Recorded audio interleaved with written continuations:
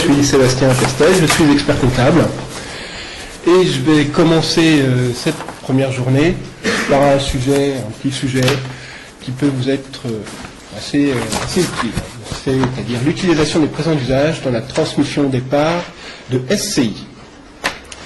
Donc, comme vous le savez, il est possible de faire des cadeaux, même importants, à l'occasion d'événements particuliers, sans que ce soit une donation. Le Code civil qualifie ce type de cadeau de présent d'usage. Ils sont non imposables, contrairement aux donations. Il n'y a aucune formalité particulière à accomplir, par conséquent aucun frais. Mais il y a certains pièges à éviter.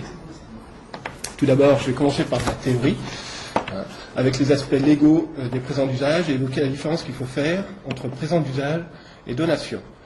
Puis j'évoquerai un aspect plus pratique, avec quelques exemples de présents d'usage dans les SCI et leur utilité. Donc les présents d'usage. D'abord, il faut faire une distinction importante au niveau fiscal entre présent d'usage et donation. Il est essentiel de faire cette différence, c'est-à-dire un simple cadeau fait à l'occasion d'un événement particulier est qualifié de présent d'usage. Mais s'il n'est pas fait à l'occasion d'un événement particulier, il peut être qualifié en donation. Le présent d'usage n'est pas taxable au droit de mutation à titre gratuit. Lorsqu'on parle de mutation à titre gratuit, il s'agit de transactions sans contrepartie, c'est-à-dire sans prix de vente. Il s'agit simplement des droits de succession, droits de donation. La donation est-elle taxable au droit de mutation à titre gratuit en fonction du lien de parenté entre le donateur, c'est celui qui donne, et le donataire, celui qui reçoit. Une autre distinction importante à faire, cette fois au niveau civil. Le rapport civil des donations est une disposition du Code civil et permet d'assurer l'équité entre les héritiers, notamment au moment de la succession. Chaque héritier doit rapporter aux autres héritiers la nature des donations antérieures afin d'assurer le partage équitable de la succession. Ainsi, les donations hors part successorale, c'est-à-dire les donations qui n'ont pas à être rapportées au moment de la succession, ne sont pas concernés par le rapport civil des donations, car la volonté du défunt était par l'utilisation de ce type de donation de déroger au principe d'équité. L'article 843 et suivant du Code civil sont la base du rapport civil des donations. Tout héritier, même ayant accepté la concurrence de l'actif venant à une succession, doit rapporter à ses cohéritiers tout ce qu'il a reçu du défunt, par donation entre vifs, directement ou indirectement. Il ne peut retenir les dons faits à lui faits par le défunt, à moins qu'il lui ait été fait expressément hors part successorale. Le rapport se fait à la succession du donateur, et les frais de nourriture, d'entretien, d'éducation, d'apprentissage, les frais ordinaires d'équipement, ceux de noces et les présents d'usage, ne doivent pas être apportés, sauf volonté contraire du disposant. Le caractère de présent d'usage s'apprécie à la date où il est consenti et compte tenu de la fortune du disposant. Donc, c'est cet article du Code civil, c'est l'article 852, qui pose les bases des présents d'usage. Ainsi, un cadeau, le présent d'usage, n'est pas rapportable à la succession et ne devra pas être considéré comme une avance sur la succession. Alors, qu'est-ce qu'un présent d'usage ? Donc, il est habituel de faire des cadeaux à l'occasion d'événements particuliers. Une bague de fiançailles, un cadeau de mariage, un cadeau d'anniversaire, un cadeau de Noël, etc. C'est ça qu'on appelle un présent d'usage. En revanche, si un cadeau consenti est important et donné en dehors de tout événement particulier, il risque d'être qualifié en donation. Il existe cependant une liste, il n'y a pas de liste exhaustive de ces cadeaux. Mais ce sont les tribunaux qui statuent au cas par cas. Ça, c'est important. C'est vraiment du cas par cas. Si le présent a été fait en dehors de toutes circonstances particulières, on peut être certain que les juges vont le requalifier en tant que don, et donc soumis à frais. Il deviendra alors... Les frais, ce sont tous les droits de mutation, et là, on se met dans les frais de donation. La jurisprudence prévoit ainsi qu'il faut impérativement exposer les circonstances qui expliquent les dons et les liens d'affection qui unissent le donateur et le donataire. D'accord ? On ne peut pas donner n'importe quoi, n'importe qui. Quelle valeur peut-on donner ? Il n'y a pas de seuil à partir duquel un cadeau devient taxable. Ce qui compte, c'est que le cadeau soit en rapport avec la fortune du donateur, celui qui donne. Un cadeau d'une valeur importante peut être considéré comme un présent d'usage et non comme une donation dès lors que le patrimoine du donateur est important. En revanche, même le même cadeau fait par une personne au revenu modeste n'est pas considéré comme un présent d'usage. Donc, ce n'est pas un cadeau. Aucun texte ne fixe le montant pouvant être ainsi donné. Ainsi, les juges saisis par l'administration fiscale ont été amenés à requalifier de tels cadeaux, en considérant que dans certains cas, une personne offrant une somme d'argent ne dépassant pas 2,5% de son patrimoine faisait un présent d'usage. Dans une autre affaire qui date du début des années 2000, une mère avait fait des donations à ses enfants, et là, en respectant cette limite de 2,5% de patrimoine, et les juges ont requalifié ces présents d'usage en partie en donation, parce que le montant des présents d'usage dépassait 2,5% de ses revenus annuels. Donc, cette limite, dont on ne trouve trace ni dans la doctrine administrative, ni à l'occasion d'autres litiges, a toutefois le mérite de donner quelques indications sur le seuil de tolérance du fisc. S'il n'est pas possible de fixer avec certitude la limite au-delà de laquelle un cadeau cesse d'être un présent d'usage et constitue une donation, il faut regarder à l'esprit que votre geste ne doit pas vous appauvrir. C'est cette notion d'appauvrissement qui est la base de la différence entre présent d'usage et le don. Cette condition respectée à fortunes égales, vous pouvez vous montrer d'autant plus généreux que votre cadeau présente une valeur affective et est remis à l'occasion d'événements marquants. Il est plus facile de prouver que vous faites un présent d'usage lorsque vous faites un beau cadeau à un mariage, si vous donnez un bijou de famille pour les 18 ans, par exemple, que si vous donnez une grosse somme d'argent à Noël. Plus facile de démontrer qu'il s'agit d'un présent d'usage. Juste tout à partie concernant les donations, vous pouvez donner des biens ou de l'argent à vos enfants. Il existe des abattements fiscaux, donc il existe une tripotée, mais il faut bien garder à l'esprit qu'il ne faut pas donner tout et n'importe quoi. C'est-à-dire que vous pouvez donner une certaine somme d'argent à vos enfants, jusqu'à 100 000 euros. Au-delà de 100 000 euros, vous aurez des droits de mutation à payer. Et ces tranches se font tous les 15 ans. Donc en fonction du lien de parenté et du montant que vous allez donner, il y aura des droits. Tout dépend de la personne à qui vous allez donner et du montant. Alors comment faire un présent d'usage? Alors ça c'est assez simple, puisqu'il n'y a aucune formalité à accomplir. Le présent d'usage peut se faire en toute discrétion, tant vis-à-vis de l'administration fiscale que vis-à-vis des autres héritiers. Ça reste un cadeau classique. Cependant, il est préférable de faire un petit écrit, faire un petit courrier, une petite lettre à son enfant en disant « Mon fils, ma fille, je te donne 2000 euros à l'occasion de la réussite de ton examen ou pour ton anniversaire. » Ça fait un petit écrit. Au moins, on a trace de la donation importante qui est faite et qui respecte bien les règles correspondant au présent d'usage. Alors, ça, c'était la partie théorie. Alors, dans la partie pratique, dans les SCI, voilà, on peut peut-être faire des petits schémas. Donc, les SCI, je vous rappelle que les SCI, ce sont des sociétés qui ont une vocation immobilière. Elles ont comme but l'acquisition de biens immobiliers et de vous créer un patrimoine. Ce patrimoine va vous servir plus tard, soit à vous générer des revenus complémentaires ou une rente complémentaire.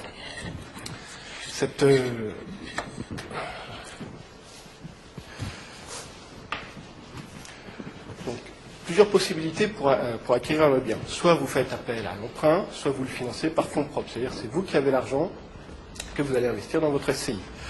Donc l'objectif dans cette SCI, c'est de vous démontrer quelle peut être l'utilité de faire des présents d'usage par le biais des SCI. Donc par fonds propres. Donc, quand on parle par fonds propres, donc, comme je vous ai dit, c'est vous qui apportez de l'argent. Vous avez une SCI, vous la créez avec un petit capital, un capital, on va dire, de 1000 euros. Vous souhaitez acheter un bien d'une valeur de 150 000 euros, par exemple, un appartement, n'importe quoi. Vous avez déjà apporté, par le biais de la SCI, donc vous avez déjà apporté 1000 euros, la SCI dispose déjà de 1000 euros, il manque 149 000 euros que vous allez financer. Donc vous achetez un bien de 150 000 et en contrepartie, il faut que ce soit vous qui avanciez ces 149 000 euros à la SCI. La SCI va donc avoir une dette vis-à-vis de vous. Cette dette, ces 149 000 euros, vous venez de vous créer un compte courant par le biais de votre SCI. Donc ces 149 000 euros, vous louez votre appartement, il n'y a pas de problème. Ça, c'est quelque chose qu'on met de côté pour l'instant. Les 149 000 euros qui sont dans la SCI, c'est l'argent qui est à vous. Eh bien, tous les ans, au lieu de donner de l'argent à vos enfants lors d'un événement particulier, au lieu de lui donner du cash, eh bien là, vous allez lui donner une partie de votre compte courant. Là, c'est monsieur, madame. Eh bien, au lieu de lui donner, voilà, pour ses bijoutiers, au lieu de lui donner 5 000 euros, par exemple, en cash, vous ne lui donnez pas 149 000 euros, vous lui donnez 5 000 euros, dans un compte qui lui sera réservé, qui sera à son nom, mettre le fils, par exemple, et votre compte courant sera plus de 149 000 euros, et il sera de 144 000 euros. C'est-à-dire que la dette qu'a la SCI vis-à-vis de vous sera de 144 000 euros, mais la SCI devra 5 000 euros à votre enfant. Alors, pourquoi faire ça? Ça permet, au fil des années, vous répétez plusieurs fois l'opération, le compte courant de votre fils va augmenter, le vôtre va diminuer, en respectant bien toujours toutes les règles, et au bout d'un moment, votre enfant pourra rentrer dans le capital de la SCI par le biais d'une augmentation de capital. À ce moment-là, il pourra devenir quasi majoritaire. Et on aura fait une transmission quasi sans frais de la SCI. Vous venez de transmettre quasi sans frais la SCI à votre enfant. C'est une forme de transmission peu onéreuse, peu connue. Alors, autre solution, autre hypothèse où vous devez faire un emprunt. Donc déjà, je vous rappelle que dans une SCI, il faut tenir une comptabilité. C'est une société. Donc, lorsque vous faites un emprunt, même hypothèse, on a une SCI à un capital de 1 000 euros, un bien qui vaut 150 000, mais cette fois, au lieu que ce soit un compte courant monsieur, madame, c'est un emprunt.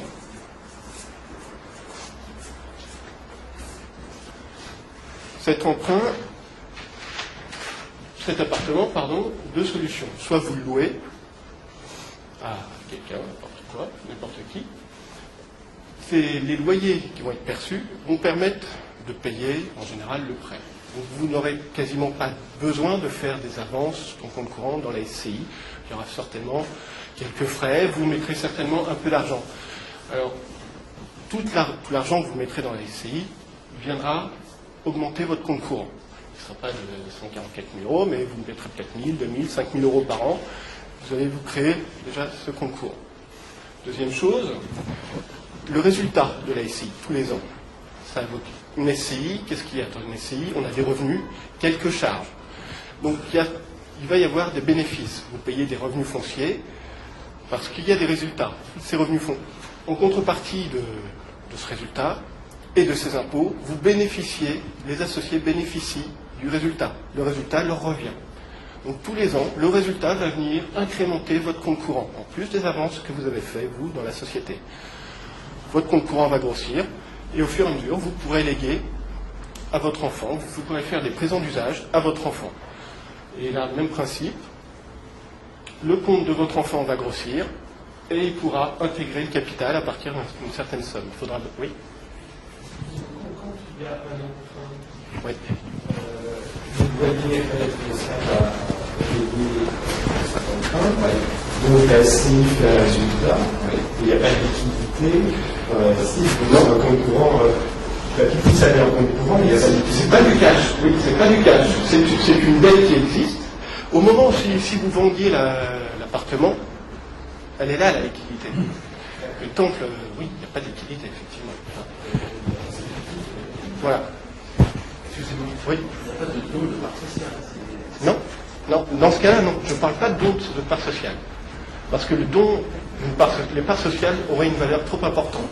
Là, on est dans le cadre d'une donation. Ce ne serait pas un présent d'usage. Oui.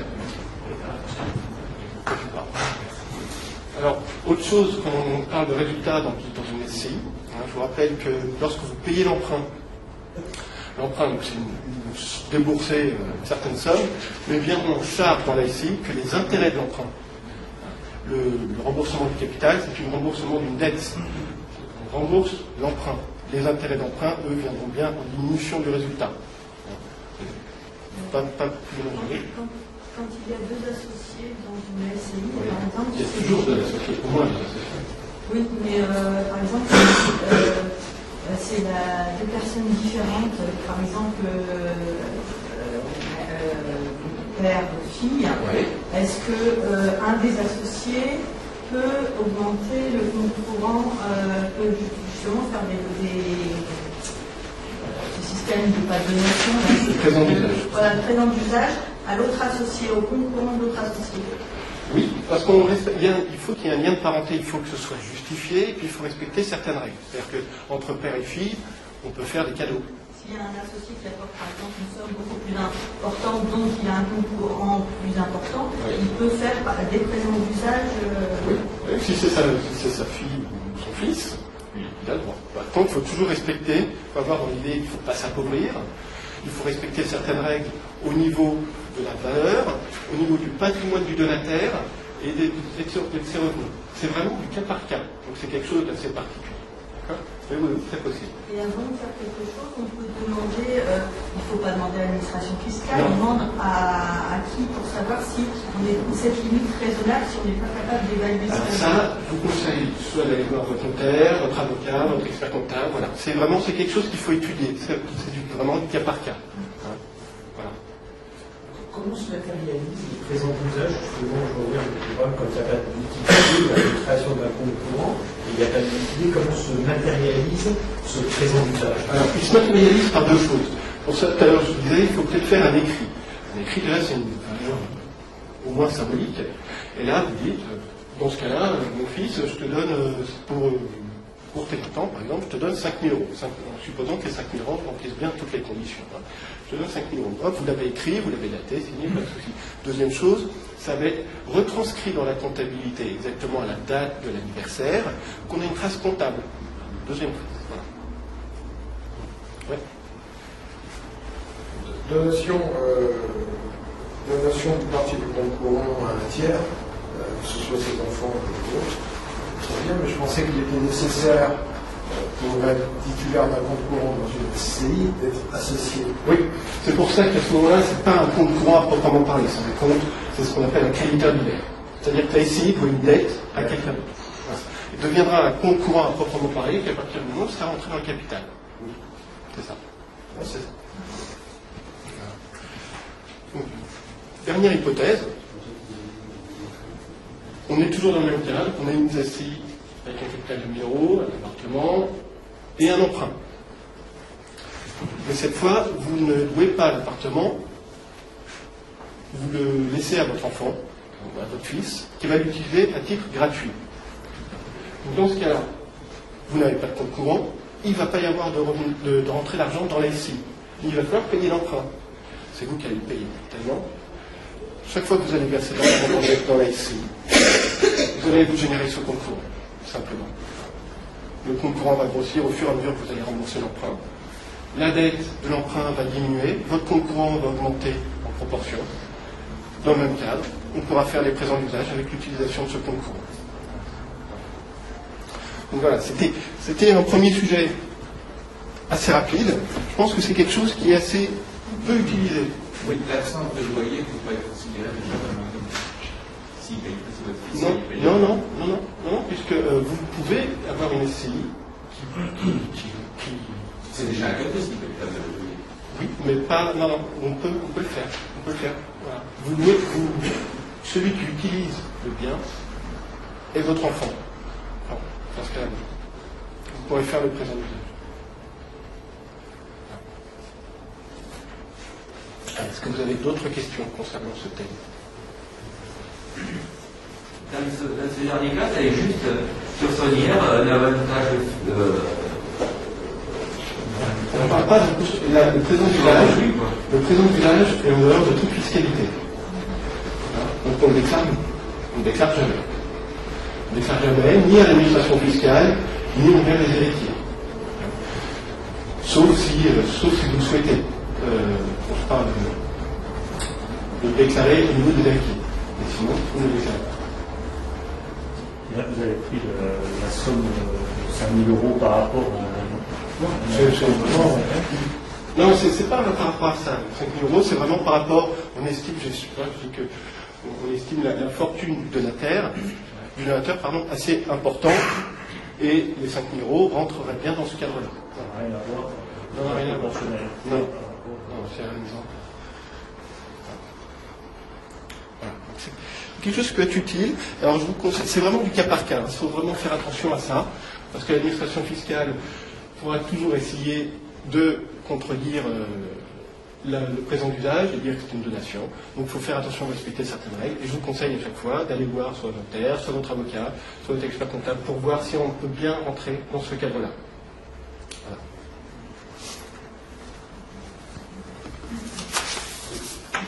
Donc les donataires ne sont pas au capital de la société, donc c'est une dette inscrite. C'est une dette inscrite dans la comptabilité, exactement. C'est une dette.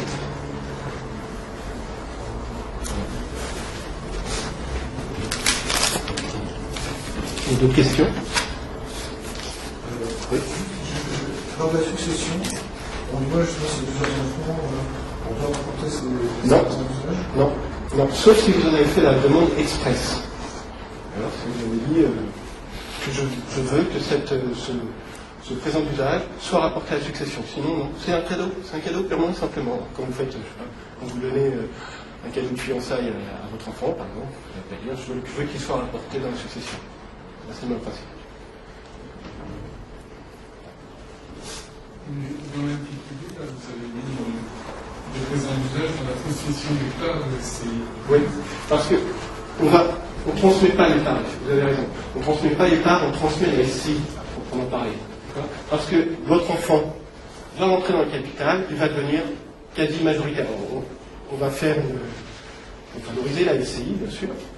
Et en fonction de l'augmentation de capital, il pourra devenir majoritaire. À ce moment-là, la SCI ne vous appartient plus, elle appartiendra d'abord à votre enfant. Ça ne sert à rien de faire une augmentation de capital où il va prendre 5%, 10%. Il n'y a pas trop d'intérêt. Il y a des changements de statut à faire à un moment. Oui. C'est dit quasi sans faire. Mais ce changement de statut se fait seulement quand l'enfant devient majoritaire. Non, à partir du moment où il y a une modification dans l'actionnariat de la SCI. Et quand est-ce qu'il rentre? Quand on estime que le montant est suffisant pour qu'il rentre dans le capital, pour qu'il devienne quasi majoritaire. Ça, c'est assez intéressant, puisque là, il devient majoritaire, donc ça devient sa SCI.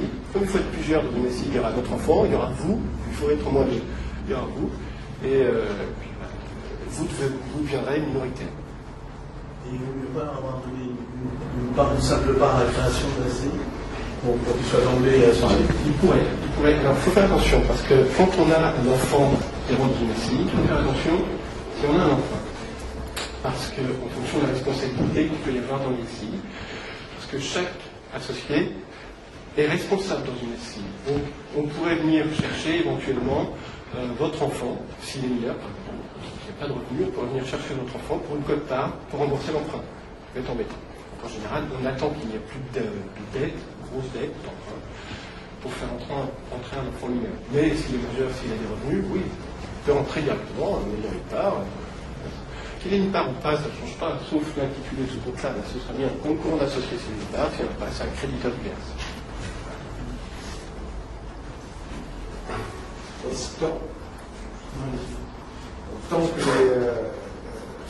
Tant qu'il n'y a pas eu de transfert, vente de part, homologation, on va dire, d'une présent d'usage, le système est complètement occulte. Est-ce qu'on peut garder ce système jusqu'au décès du donataire du présent d'usage? Oui, si je puis dire. Et à ce moment-là, ce sera à partir du décès qu'il y aurait transfert des parts. Non. Oui, parce que sinon il n'est pas dans le capital. Donc il n'est pas dans le capital, il n'est pas propriétaire des parts sociales. Donc s'il y a décès des associés principaux, les parts sociales vont rentrer dans la succession. On ne va pas avoir de clause de préciput qui fait que la donation, enfin je ne sais pas, on peut imaginer quelque chose. Après voilà, il peut y avoir des choses particulières, mais ça ne change pas une clause de préciput, rentre dans la succession. Il y a des choses qui peuvent être prévues, effectivement, mais à ce moment-là, autant essayer de le prévoir avant, parce que là, on vient de générer un compte courant, compte créditeur, vert, dans le seul but de valoriser votre enfant dans le capital de la SCI. Ça, ça n'a intérêt que dans ce cas-là. Sinon, il n'y a pas de liquidité, donc votre enfant ne récupérera pas de trésorerie a priori. Ça va l'utiliser L'utilité principale de ce cas-là, c'est de le faire entrer dans le capital et qu'il devienne majoritaire.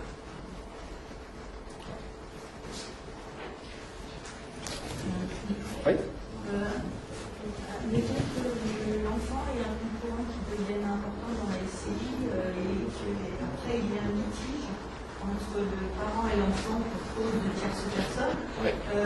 Dans quel droit l'enfant demande à ce moment-là s'il le sait, parce qu'il a des écrits, une avance sur le compte courant à la SCI. Alors, là, on rentre dans quelque chose d'un peu plus compliqué, effectivement. Il a une dette, à ce moment-là, soit il faut prévoir avec vos conseils une clause spécifique pour éviter qu'il en demande le remboursement anticipé. Le seul remboursement anticipé à ce moment-là, ce serait de vendre le bien. Il n'y a pas de trésorerie. Ou alors vous donniez, vous, la contrepartie. Donc ça, je pense qu'il faut voir vos conseils. Et puis pour prévoir une clause spécifique. L'acquisition du bien peut se faire ailleurs en France ou c'est uniquement sur en Europe, c'est possible de Je ne sais pas. Là, je ne sais pas. Je pense. Mais là, je parle de règles françaises. On est dans le cadre d'une SCI française. C'est une bonne question pour vous. Mais...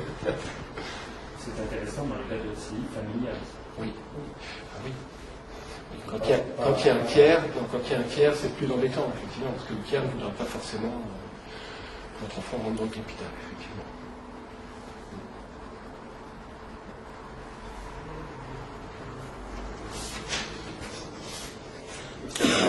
La répétition d'année en année de ces donations, Oui. ça ne pose pas de problème. Non.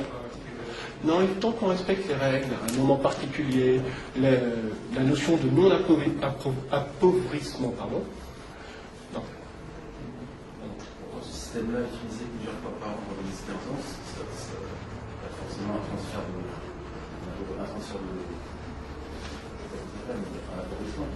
Ben, à partir du moment où vous avez une fortune conséquente et vous faites des donations, des présents d'usage, des cadeaux réguliers, de toute façon, vous allez faire des cadeaux aux anniversaires, à Noël par exemple. Au lieu de donner quelque chose, un cadeau, de l'argent, vous le faites par ça, par un présent d'usage. Et ça, il n'y a pas de souci, on peut le répéter tous les ans. Tous les ans, il y aura un anniversaire, tous les ans, il y aura une fête religieuse, voilà. L'administration fiscale apprécie à chaque fois présent d'usage par présent d'usage de façon. Exactement, oui. Oui, c'est du cas par chaque cadeau. C'est pour ça qu'il ne faut pas plus donner n'importe quoi. Il y avait une jurisprudence je crois que c'est une grand-mère qui avait donné une forte somme d'argent à sa petite fille, et la grand-mère avait dit oui, mais c'est ma petite fille, il y a un lien affectif. Et c'était en dehors de tout événement particulier, et là ça a été requalifié en don. Par contre, il faudra faire une explication de texte, parce que si tous les 18 ans on donne effectivement des comptes courants, je ne suis pas convaincu qu'enfin qu'il reçoit le compte courant, qu'il faut faire quelque chose, vu la difficulté que l'on a déjà nous à comprendre la circulation. Il y a des différences recevoir une voiture, je pense. Certainement.